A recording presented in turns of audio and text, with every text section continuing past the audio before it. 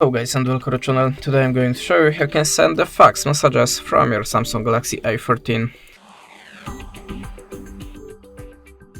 So at the start we have to open the Play Store and look for the fax app. You will find a lot of them in the Google Play Store for sure. I am always using the EasyFax. So we have to open it. Decide that we want to get notification. I don't need to.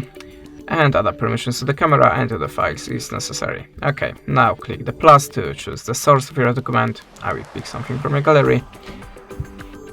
Choose your photo. You can also select more than one photo, of course. If you are ready, click import. Okay, now you can adjust the shape to your document by sliding this little edges.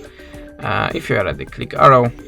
Now choose the filter for your file to make it more visible. You can also add a signature, tags and graffiti by these icons. If you're ready, click accept. Now just type the number here. Don't forget to choose the country from the list. Optional you can give small note here. If you want to add more documents, maybe from the other source, click on the plus and do it like before. But if you want to send only this one, just buy your credits, click on this little button and that's it. Thanks for watching, leave us a subscribe and a comment and goodbye.